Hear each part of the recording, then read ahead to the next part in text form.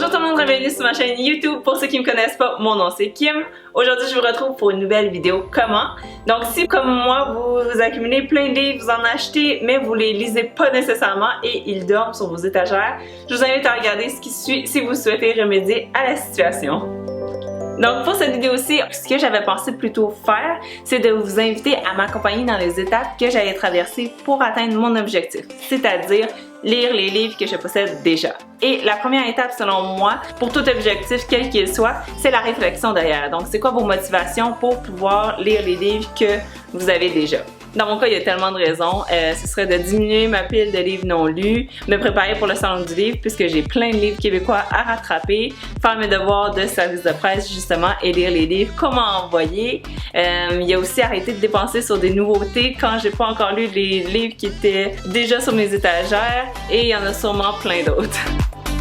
L'étape numéro 2 va être vraiment difficile, mais il faut passer par là et c'est de faire l'inventaire des livres que vous avez. Étape désagréable, inconfortable, mais nécessaire. Donc je vous invite à venir avec moi.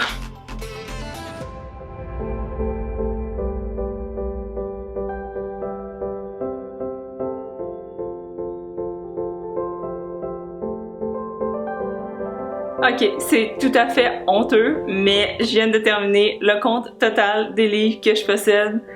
Après en avoir donné une douzaine, ce qui est vraiment pas beaucoup, je sais, mais quand même. Je possède 305 livres. Oh my god! Là-dessus, il y en a au moins 210 que j'ai pas encore lu et il y en a une centaine plus ou moins que j'ai déjà lu. Donc ça fait quand même beaucoup, surtout que sur les 300 que je dis, il y en a quelques-uns au chalet. Mais c'est pas grave! Donc pour la troisième étape, quand je me donne un défi, moi ce que j'aime faire c'est un objectif SMART. Donc après la réflexion, c'est vraiment la mise en pratique concrète du défi. Donc pour moi le S de spécifique, ce serait de réduire ma liste en lisant au moins 4 livres par mois. Je dis ça parce que je sais que ce temps-ci j'ai vraiment beaucoup moins de temps pour lire. Et même si c'est pas beaucoup, 4 par mois, ça veut quand même dire 12 livres d'ici la fin de l'année, ce qui est vraiment pas beaucoup pour moi, mais qui va quand même aider à réduire ma liste. Donc, je vais avoir atteint mon objectif. Le M, c'est pour mesurable, donc ça va vraiment être ça, 4 livres par mois. A, c'est atteignable, donc c'est atteignable si j'arrête d'en acheter des nouveaux. Le 1, ça se trouve à être relevant, donc pertinent en français. Et je pense que quand tu as 200 livres de non-lus et que tu continues à en acheter, c'est pertinent de vouloir diminuer ce nombre-là. Le T, ça se trouve à être temporel, donc moi je me donne comme défi pas le droit d'acheter de nouveaux livres d'ici la fin de l'année. Ça va être super dur. Ça a l'air vraiment pas beaucoup, surtout vu les statistiques, mais c'est quand même 4 mois, là, septembre, octobre, novembre, décembre. Donc novembre, ça se trouve à être le salon du livre et décembre, ça se trouve à être Noël. Le conseil numéro 4 que j'aurais à vous donner, ce serait de ensuite faire la liste de tous les livres que vous possédez. Parce que loin des yeux, loin du cœur. C'est pour ça que je l'ai fait imprimer et il y avait plus que 2 pages, mettons. Donc, vous pouvez soit regarder la liste numérique ou écrite papier. Ensuite, l'autre spécificité que j'ai faite, c'est de les séparer par genre pour pouvoir choisir d'un genre à l'autre. L'autre conseil que j'ai fait, c'est de rajouter une colonne dans mon tableau pour les ressources qui vont vous faciliter la vie. Donc moi personnellement, ce qui m'aide beaucoup, c'est quand j'ai un livre audio parce que je peux l'écouter dans l'auto, je peux l'écouter en me promenant, je peux l'écouter en faisant mes tâches. Donc moi j'ai fait l'exercice avec chacun des livres que je possédais pour voir s'il était disponible en livre audio et quand c'était le cas, j'écrivais la ressource.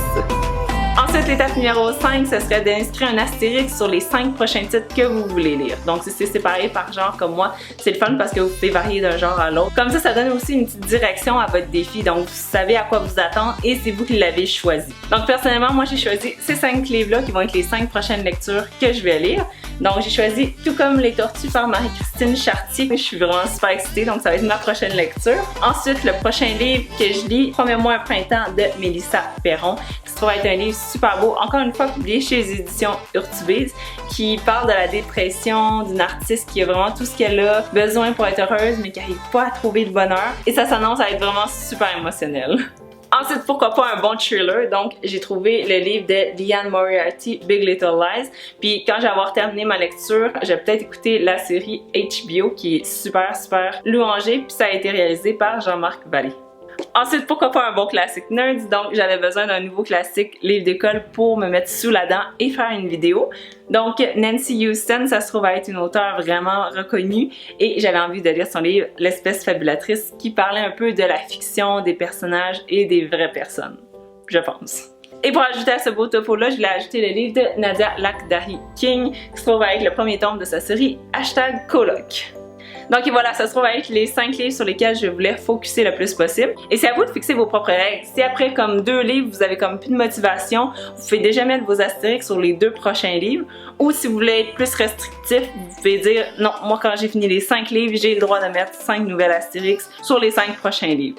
À vous de voir. Moi personnellement, je pense que si j'en finis 3, puis je mets un astérix sur 3 nouveaux livres, ça va comme me donner pas le goût de lire les 2 autres. Donc à voir qu'est-ce qui fonctionne pour vous. Et finalement, pour terminer cette belle initiative-là, ce serait de les mettre à la vue pour vraiment vous motiver à les lire puis avoir hâte à votre prochaine lecture. Donc, vous pouvez les laisser sur votre table de chevet, dans votre chambre, ça peut être dans votre salle de bain, peu importe où ce que vous allez les voir. Et finalement, comme dernier conseil que j'ai à vous offrir, mais il est plutôt facultatif, je sais même pas si je vais le faire moi-même, mais c'est de vous désabonner de vos infolettes des librairies préférées. Donc dans le but de ne pas vous faire avoir par les promotions en magasin ou par les nouveautés qui sortent, ça va être super difficile, je le sais, mais ça va faire son bout de chemin et vous garder focus sur votre objectif. Et si vous voulez être encore plus intense, vous pouvez également vous désabonner de leurs médias sociaux, temporairement. Au revoir!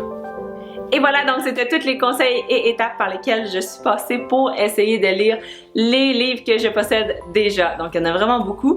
Je prends vraiment toujours les défis que je fais très au sérieux. Je me suis même fait une page de statistiques où j'allais noter mes écarts de conduite, où j'allais noter mon progrès et je vais vous updater bien sûr, soit dans des vlogs, soit dans des wrap-up, dans les vidéos à venir. Si vous aussi vous avez le même problème et comptez essayer un ou quelques trucs dans cette vidéo-ci, laissez-le moi savoir dans les commentaires. On va se supporter et je vous retrouve dans une prochaine vidéo.